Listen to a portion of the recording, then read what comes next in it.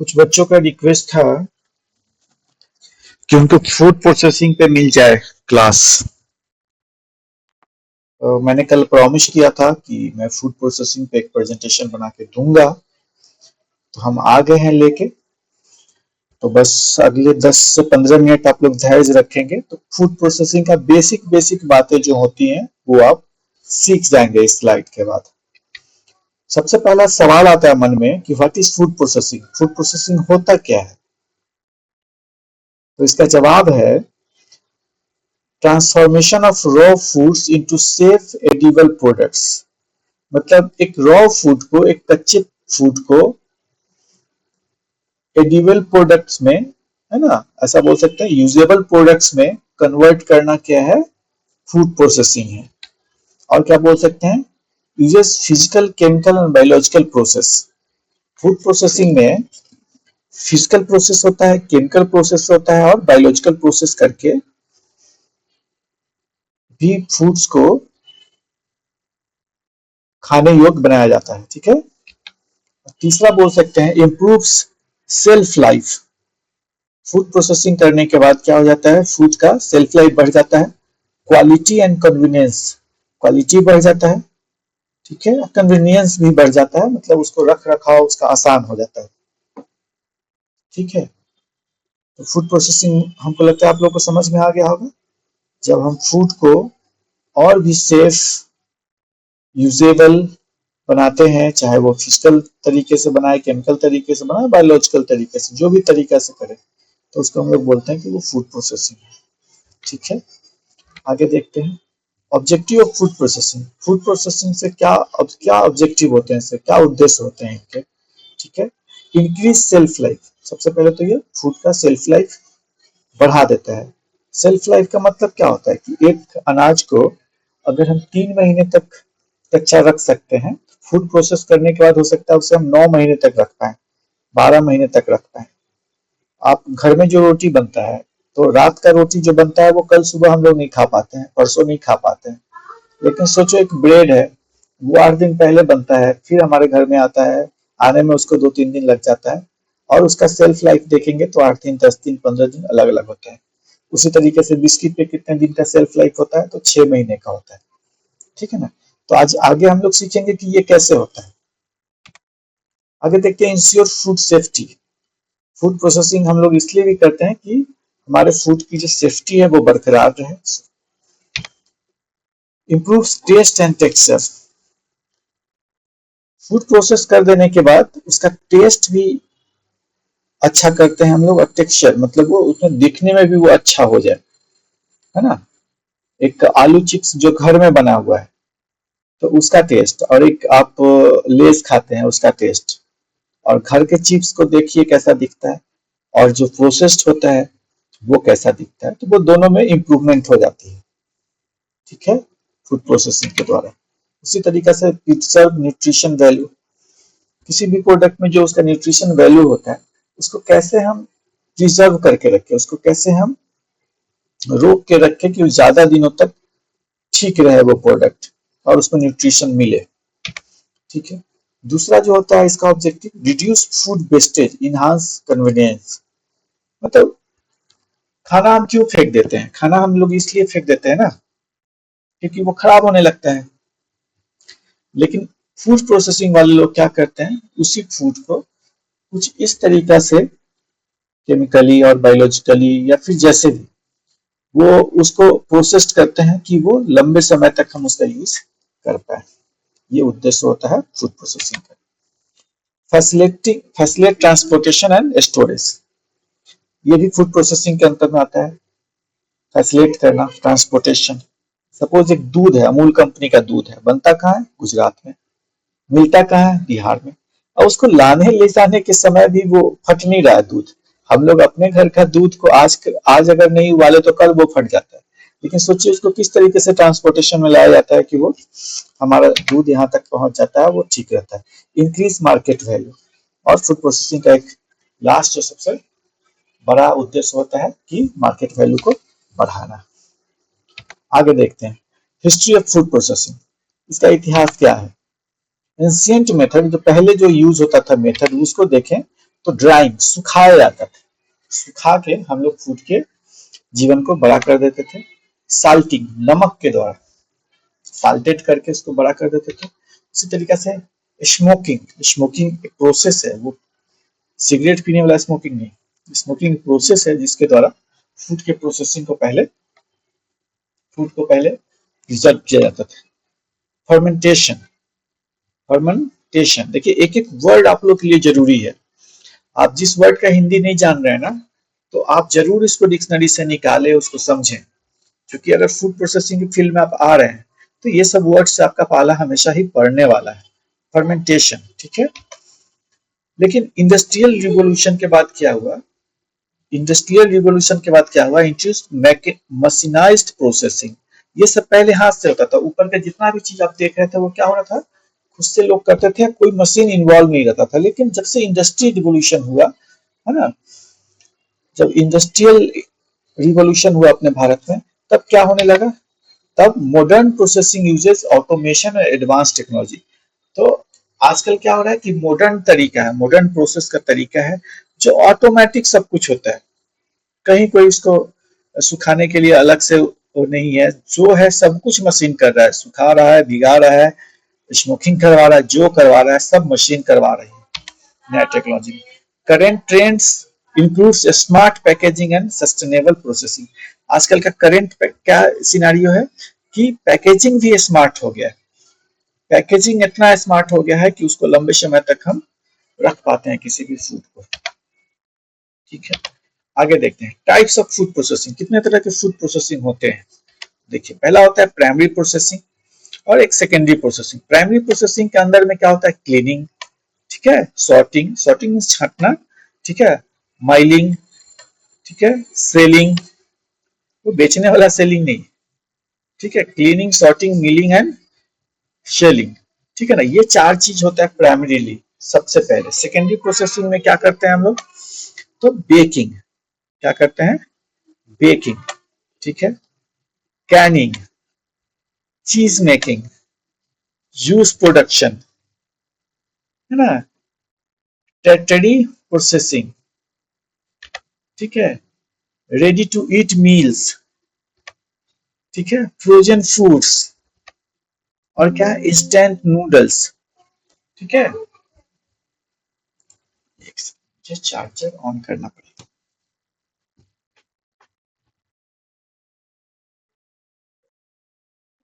Sorry. अब देखिए पहले क्या होता था, क्या होता है, cleaning, sorting, milling and shelling. लेकिन अभी क्या है, अब सेकेंडरी प्रोसेसिंग में क्या हो रहा है कि उसमें हम बेकिंग करते हैं, कैनिंग करते हैं, चीज मेकिंग करते हैं, जूस प्रोडक्शन करते हैं, टेटरी प्रोसेसिंग करते हैं, और रेडी टू ईट मील्स हम लोग तैयार कर रहे हैं, फ्रोजन फूड्स हम लोग तैयार कर रहे हैं, इंस्टेंट नूडल्स तैयार कर रहे हैं, है ना। तो इतने तरीका से, इतने तरीके का अभी प्रोसेसिंग हो रहा है, ठीक है। और पैकेज्ड स्नैक्स, ये तो खैर अभी हर घर में पैकेज्ड स्नैक्स, हम लोग बिस्किट खाते हैं या फिर उस तरीके का कुछ भी, ठीक है। मेजर फूड प्रोसेसिंग मेथड क्या होता है, भी देखते हैं। मेजर सबसे मुख्य फूड प्रोसेसिंग मेथड क्या होता है, वॉशिंग एंड क्लीनिंग। ये एक सबसे बड़ा चीज है। कोई भी प्रोडक्ट आया, सपोज आलू का आपको चिप्स बनाना है अपने कंपनी में, तो आप क्या करेंगे, उसको वॉशिंग करेंगे, क्लीनिंग करेंगे, उसको पीलिंग करेंगे। पीलिंग का मीन्स आप समझ लीजिए कि कुछ भी उसमें कुछ ऐसा गंदगी है, कुछ भी उस तरीका से उसको आपको निकलवाना है, वो चीज कर सकते हैं। छिलका, उसका छिलका हटवाना, पीलिंग उसी को बोलते हैं एक्चुअली, ठीक है। Cutting and slicing, cutting and slicing करते हैं उसको। ग्राइंडिंग, ठीक है, ग्राइंडिंग सब लोग समझ रहे होंगे, ठीक है। मिक्सिंग, है ना, कुकिंग, देन ड्राइंग, कुक करने के बाद फिर ड्राइंग, फिर फ्रीजिंग, ठीक है, ये प्रोसेस है। फिर फर्मेंटेशन, फिर पास्चुराइजेशन, राइट ना, एंड देन लास्टली पैकेजिंग। मतलब इतने प्रक्रिया से मेजर फूड प्रोसेसिंग में इतने सारे पॉइंट्स है, सारे पॉइंट से होकर उसको गुजरना है, इसमें से कोई एक चीज नहीं होगा तो हमारा प्रोसेस पूरा नहीं होगा, ठीक है। स्टेरिलाइजेशन एक बड़ा रोल अदा करता है, ठीक है। उसी तरीका से है प्रिजर्वेशन टेक्निक्स। क्या होता है प्रिजर्वेटिव? आप समझते हैं ना, जब हम किसी फूड में प्रिजर्वेटिव डालते हैं, मतलब एक केमिकल होता है जो उसको फूड को लंबे समय तक अच्छा रखने में मदद करता है। वो कौन कौन सा टेक्निक्स होता है वो देखते हैं हम लोग। तो फिजिकल मेथड होता है एक। तो फिजिकल मेथड में क्या, रिफ्रिजरेशन, मतलब उसको जब हम फ्रीज में जब रख देते हैं प्रोडक्ट को, तो वो लंबे समय तक हमारा टिक सकता है, प्रिजर्व रह सकता है। दूसरा क्या होता है फ्रीजिंग, उसको एकदम कंप्लीट फ्रीजिंग कर देते हैं, ठीक है। ड्राइंग, या फिर उसको कंप्लीट सुखा देते हैं, ठीक है। वैक्यूम पैकेजिंग, वैक्यूम पैकेजिंग क्या होता है, लेस खाते हैं आप लोग, फुला हुआ रहता है उसमें, कितना 4-5 स्लाइसेस रहते हैं, लेकिन वो फुला हुआ रहता है, लगता है पूरा भरा हुआ है, उसको बोलते हैं वैक्यूम पैकेजिंग। तो उसमें एक तरीका का वैक्यूम डाल दिया जाता है, तो कोई हवा नहीं होता उसके अंदर। केमिकल मेथड, केमिकल मेथड में क्या होता है, साल्ट डाल देते हैं हम लोग, उससे उसका लाइफ बढ़ जाता है फूड का। शुगर से बढ़ जाता है। विनेगर, विनेगर आता है उससे बढ़ जाता है, ठीक है ना। कुछ अप्रूव्ड प्रिजर्वेटिव है जो सरकार जो कहती है कि भाई ये केमिकल आप डाल सकते हैं, ठीक है। हालांकि आजकल बिना प्रिजर्वेटिव पे कुछ भी नहीं होता है, लेकिन कुछ अप्रूव्ड प्रिजर्वेटिव होते हैं, ये तरीका केमिकल होते हैं जो फूड को सेफ रखने में के लिए, है ना, लंबे समय तक चलने के लिए उसको डाला जाता है। उसके बाद कुछ बायोलॉजिकल मेथड होते हैं, इसमें क्या होता है फर्मेंटेशन होता है, और दूसरा बेनिफिशियल माइक्रो ऑर्गेनिज्म उसमें डाल देते हैं।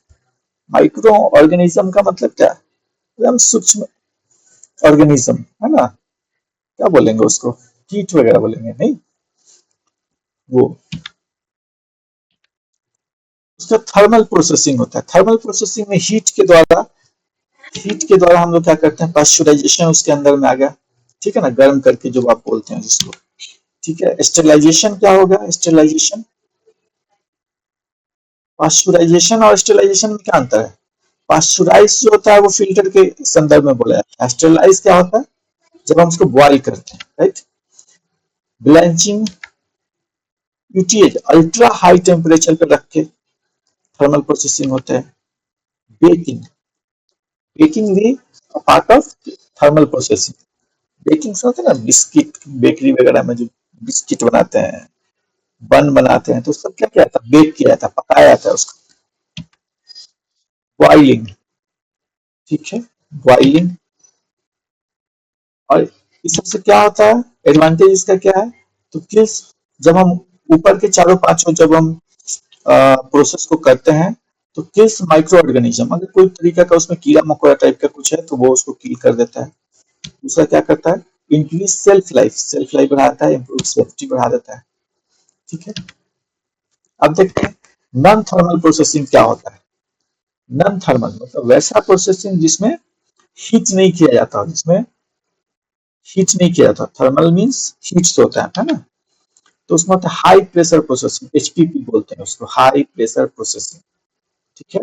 एक ये है। दूसरा है पल्स इलेक्ट्रिक फील्ड, पीईएफ, ये सब टेक्निकल टर्म है, आपको याद करना होगा, दूसरा कोई ऑप्शन नहीं है। तीसरा यूवी ट्रीटमेंट, अल्ट्रावायलेट ट्रीटमेंट करते हैं हम लोग, है ना। इसमें नॉन थर्मल, जिसमें हमको थर्मल का जरूरत नहीं, हमको हीट करने की जरूरत नहीं उसको।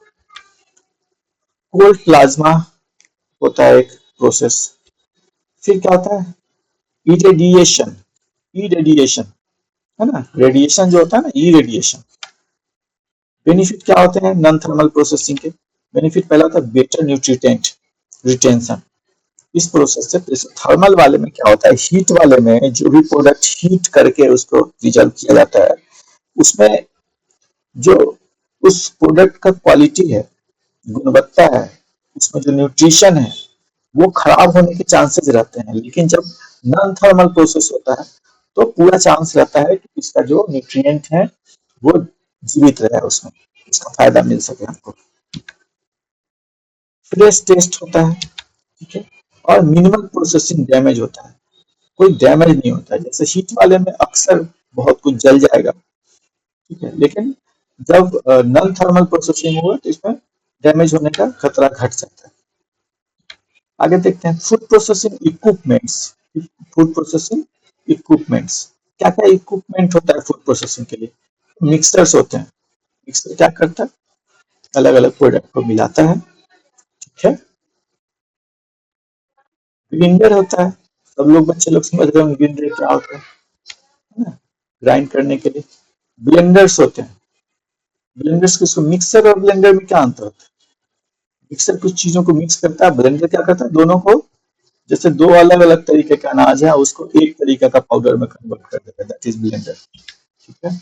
ड्रायर, सुखाने के लिए, है ना। ओवन्स, आप लोग जान रहे हैं ओवन क्या होता है। रेफ्रिजरेटर आप लोग जान रहे हैं। पास्चुराइजर जान रहे हैं आप लोग क्या होता है। पैकेजिंग मशीन्स, ठीक है। कन्वेयर्स, मतलब एक जगह से दूसरी जगह पहुंचाने के लिए कुछ। सॉर्टिंग मशीन, छांटने के लिए कुछ मशीन। तो ये जो था इतना चीज, ये फूड प्रोसेसिंग इक्विपमेंट बोलते हैं। फूड प्रोसेस करने के लिए ये सब इक्विपमेंट की जरूरत होती है। ठीक है। आगे देखते हैं food packaging function. Food packaging में क्या क्या फंक्शन होता है, तो भाई functions, protection, preservation, transportation, information, marketing. ठीक है ना। फूड पैकेजिंग पे क्या क्या चीज हो सकता है, फंक्शंस रहता है, प्रोटेक्शन, प्रेजेंटेशन, ट्रांसफॉर्मेशन, ट्रांसपोर्टेशन और information about product and marketing. ठीक है। ये सब फूड प्रोसेस के, फूड पैकेजिंग के बाद की बात है। ठीक है। इसका टाइप्स देखते हैं, किस किस टाइप के फूड पैकेजिंग होते हैं, तो ग्लास में होता है। ठीक है ना, अमूल कूल आप लोग पीते हैं, गिलास में पीते हैं। ठीक है। प्लास्टिक के डब्बे में आप पीते हैं माजा। मेटल में होता है, जो केन वगैरह आप लोग पीते हैं, कोको कोला का। ठीक है। उसी तरीके से पेपर में होता है कुछ चीज, है ना। कुछ चीज किस चीज में पैकेजिंग किया जाता है, पेपर में किया जाता है। फ्लेक्सिबल पैकेजिंग होता है बहुत कुछ का। उसके बाद बायोडिग्रेडेबल पैकेजिंग, ये क्या होता है, वैसा पैकेजिंग जो बाद में ना वो डिग्रेड हो जाए, मतलब कि वो मिल जाए, वो मिट्टी में मिल जा सके, है ना। वो नेचर को ज्यादा नुकसान नहीं पहुंचाए, तो इस तरीका का पैकेजिंग हो सकता है। अब देखते हैं क्वालिटी कंट्रोल। क्वालिटी कंट्रोल के लिए क्या क्या है। क्वालिटी कंट्रोल के लिए रॉ मटेरियल इंस्पेक्शन कर सकते हैं, रॉ मटेरियल कैसा आया है वो आपको देखना होगा। फूड प्रोसेसिंग में बहुत बड़ा मैटर है। प्रोसेस मॉनिटरिंग, प्रोसेस मॉनिटरिंग मतलब आपका फैक्ट्री है, अगर आप ध्यान नहीं देंगे कैसे प्रोसेस हो रहा है, प्रोसेस सही चल रहा है कि नहीं चल रहा है, किस चीज के बाद क्या होना है, ठीक है ना। तो वो प्रोसेस मॉनिटरिंग नहीं करेंगे तो फिर नुकसान हो जाएगा, ये जरूरी है। प्रोडक्ट टेस्टिंग, प्रोडक्ट टेस्टिंग भी जरूरी है ना। उसका क्या है, हाइजीन चेक। हाइजीन चेक का मतलब क्या है, अब सपोज तुम्हारा बहुत बड़ा कंपनी है, अब तुम्हारे लेज में बाल मिलता है, एक कस्टमर को मिल गया तो कोई बात नहीं है, लेकिन अब सैकड़ों कस्टमर के पैकेट में बाल मिल गया, अब उस कंपनी का क्या होगा बताओ। चाहे वो जितना टेस्टी बनाता हो, जिसको एक बार पैकेट में बाल मिल गया, कीड़ा मिल गया, वो दोबारा आपका प्रोडक्ट नहीं खरीदेगा, बोलेगा अगर इस कंपनी में तो कोई हाइजीन चेक होता ही नहीं है शायद। ठीक है। उसका तो माइक्रोबायोलॉजिकल एनालिसिस। माइक्रोबायोलॉजिकल एनालिसिस का मतलब क्या होता है, किस तरीके का बैक्टीरिया वगैरह उसमें पनप रहा है, उसका भी चेकअप आपको करवाना होगा। ये क्वालिटी कंट्रोल के अंतर्गत आता है कि कितने दिन में हमारे प्रोडक्ट में माइक्रोबायोलॉजिकल इश्यूज आ जा रहे हैं। ठीक है। उसके वजह से केमिकल टेस्टिंग होता है ना, कोई केमिकल तो नहीं है। सेंसरी इवोल्यूशन होता है ना। ये सब था आपका फूड सेफ्टी। अब देखते हैं फूड सेफ्टी स्टैंडर्ड्स क्या होते हैं। जीएमपी, गुड मैन्युफैक्चरिंग प्रैक्टिसेस, एक ये लाइसेंस लेना होता है फूड सेफ्टी स्टैंडर्ड्स के लिए, है ना। एचएसीसीपी, एक ये होता है, आईएस सर्टिफिकेशन ले सकते हैं, फसाई लेना पड़ता है आपको, कोडेक्स एलिमिनेचर ले सकते हैं आप, है ना। ये सब सारे रजिस्ट्रेशन है जो फूड सेफ्टी स्टैंडर्ड्स को बताते हैं। इसमें से जितना ज्यादा संख्या है आपके पास, समझिए आप उतना ज्यादा आपका कंपनी स्टैंडर्ड है। तो ये छोटा सा एक इंट्रैक्शन था फूड प्रोसेसिंग के बारे में। उम्मीद है आप लोग को कुछ हेल्प मिलेगा इससे, बाकी फिर डिटेल्स में आएंगे पढ़ने। तो आज के लिए इतना ही फूड प्रोसेसिंग वाले बच्चों के लिए। धन्यवाद। अपने प्रोजेक्ट को अच्छे से आप लोग, और देखिए आज मैंने इस सेशन में ना सिर्फ पॉइंट्स को आपको बताया है। अब इस पॉइंट्स पे ना आपको थोड़ा सा, जो आप लोग को पीडीएफ मिला है उसमें थोड़ा सा आप लोग को बढ़ चढ़ के पढ़ना है, उसको दिमाग लगाना है इसमें, और भी जहां से जो ज्ञान मिल सकता है उसको बटोरना है। क्योंकि आप लोग को पता है कि लास्ट में आप लोग का वाइवा भी होना है ना। तो वाइवा के लिए आज जितना टॉपिक हम लोग कवर किए हैं, इसका 50-60% भी आप अगर ढंग से पढ़ लेते हैं तो आपका वाइवा निकल जाएगा। तो मिलते हैं अगले वीडियो में। आपका